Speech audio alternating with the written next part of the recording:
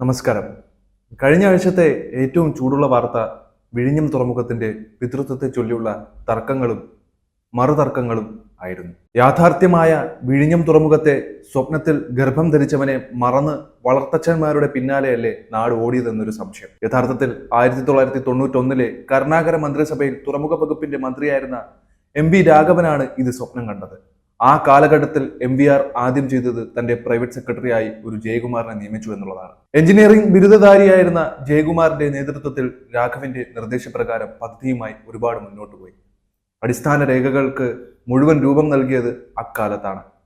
തുടർന്ന് കുമാർ ഗ്രൂപ്പുമായി ധാരണാപത്രം ഒപ്പിട്ടുവെങ്കിലും മന്ത്രിസഭയുടെ കാലാവധി അവസാനിച്ചതോടെ ആ പദ്ധതി അവിടെ നിന്നു. 2001 കരുണാകരൻ മന്ത്രിസഭയുടെ കാലത്ത് രാഘവൻ വീണ്ടും തുറമുഖ മന്ത്രിയായി വന്നപ്പോൾ ഇത് ഒന്നുകൂടെ പൊടി തട്ടിയെടുത്തു. അക്കാലത്ത് ഒരു ചൈനീസ് കമ്പനിയുമായി ധാരണാപത്രം ഒപ്പിട്ടുവെങ്കിലും മിലിറ്ററി ക്ലിയറൻസ് കിട്ടാതിരുന്നത് കൊണ്ട് അതും നടപ്പായില്ല. പിന്നീട് വന്ന മന്ത്രിസഭകൾ ഒരു കടമ ആചരിക്കുന്നത് പോലെ എന്തെല്ലാമോ ചെയ്യാൻ ശ്രമിച്ചുവെങ്കിലും ഒന്നും സാധിച്ചില്ല. 2011 ഉമ്മൻചാണ്ടി മന്ത്രിസഭയുടെ ആദ്യത്തെ ബജറ്റിൽ ശ്രീ KM മാണിയാണ് 150 കോടി രൂപ ഇതിന് ആദ്യമായി വകയിരുത്തിയത്. അക്കാലത്ത് കേരളത്തിന്റെ പ്ലാനിംഗ് ബോർഡ് വൈസ് ചെയർമാൻ ആയിരുന്ന KM ചന്ദ്രശേഖരനും ബോർഡ് അംഗങ്ങളായിരുന്ന CP ജോണും വിജയരാഘവനും ഇതിനുവേണ്ടി നടത്തിയ ശ്രമങ്ങൾ മറക്കാൻ സാധിക്കുന്നതല്ല. രാഘവൻ വിഴിഞ്ഞം തുറമുഖത്തെ സ്വപ്നത്തിൽ ഗർഭം ധരിച്ച കാലം മുതൽ ഇതിന്റെ പിന്നാമ്പുറത്തുണ്ടായിരുന്ന ഒരു വ്യക്തിയാണ് CP ജോൺ.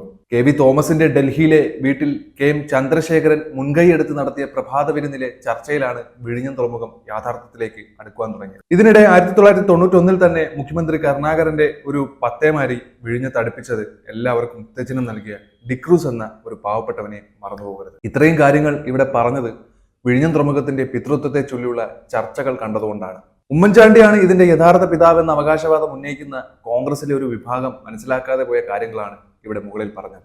ഗർഭം ധരിപ്പിച്ചവനെ മാറ്റി നിർത്തി പ്രസവമെടുത്ത ഡോക്ടർ താനാണ് കുട്ടിയുടെ അച്ഛൻ എന്ന് പറഞ്ഞതുപോലെയായി മൊത്തം കാര്യങ്ങൾ.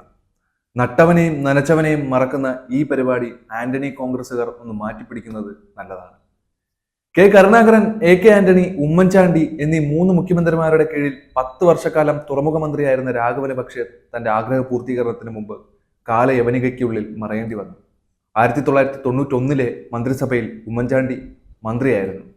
2001 ഇതേ ഉമ്മൻചാണ്ടി മുന്നണിയുടെ കൺവീനറും ആയിരുന്നു. MVRനെ പ്രോത്സാഹിപ്പിക്കാൻ കരുണാകരൻ അല്ലാതെ മറ്റൊരാളും അക്കാലത്ത് ഉണ്ടായിരുന്നതുമില്ല. ഇതേ ഉമ്മൻചാണ്ടി 2011 മുഖ്യമന്ത്രിയായി വന്നപ്പോൾ MVR പാകം ചെയ്തു വെച്ചിരുന്നത് എടുത്ത് വിളമ്പി എന്നല്ലാതെ മറ്റൊന്നും കൂടുതലായി ചെയ്തിട്ടില്ല. മുഖ്യമന്ത്രി എന്ന നിലയിൽ കരാറിൽ ഒപ്പിട്ടതെന്നൊഴിച്ചാൽ ഉമ്മൻചാണ്ടി എന്താണ് വിഴിഞ്ഞം തുറമുഖത്തിന് വേണ്ടി ചെയ്തിട്ടുള്ളത്? തെരഞ്ഞെടുപ്പ് അടുത്തതോടെ ധൃതി പിടിച്ച് കരാർ ഒപ്പിട്ട് എങ്കിലും മന്ത്രിസഭ മാറി വരികയും പിണറായി വിജയൻ മുഖ്യമന്ത്രിയാവുകയും ചെയ്തു. തുടർന്ന് ഇങ്ങോട്ട് തുറമുഖത്തിന്റെ പണി നടക്കുന്ന കാലഘട്ടത്തിൽ മുഴുവൻ മുഖ്യമന്ത്രിയായിരുന്നത് പിണറായി വിജയനാണ് എന്ന് അദ്ദേഹത്തിന് അഭിമാനിക്കാം. തടസ്സങ്ങളില്ലാതെ പണി മുന്നോട്ട് കൊണ്ടുപോകാൻ അദ്ദേഹം വേണ്ട ക്രമീകരണങ്ങളൊക്കെ ചെയ്തിരുന്നു. ഒരു കുട്ടിക്ക് ജന്മം നൽകി അതിനെ പ്രസവാവസ്ഥയിൽ എത്തിച്ചു കഴിഞ്ഞപ്പോൾ കണ്ടുനിന്നവരെല്ലാം പിതൃ അവകാശികളായി വന്നതാണ് നമ്മൾ കണ്ടത്. ഇതിലും ഭേദം നോക്കുകൂലിയാണ്. ആ ചില്ലറ അങ്ങോട്ട് കൊടുത്താൽ ആ ഇടപാടും ബന്ധവും അവിടെ തീരുമല്ലോ. 2011 ഇതിനെ വിമർശിച്ചവർ ഇപ്പോൾ പിതൃത്വം ഏറ്റെടുക്കാൻ ശ്രമിക്കുന്നത് കാണുമ്പോൾ ചരിത്രം അറിയുന്നവർ ഊറിച്ചിരിക്കുകയാണ്. ചരിത്രത്തിൽ ഇടം പിടിക്കാൻ എല്ലാവർക്കും താല്പര്യം കാണും. പക്ഷേ ചെയ്യേണ്ട സമയത്ത് ചെയ്യേണ്ട കാര്യങ്ങൾ ചെയ്യേണ്ട പോലെ ചെയ്തിട്ട് വേണം അതിന് ശ്രമിക്കാൻ.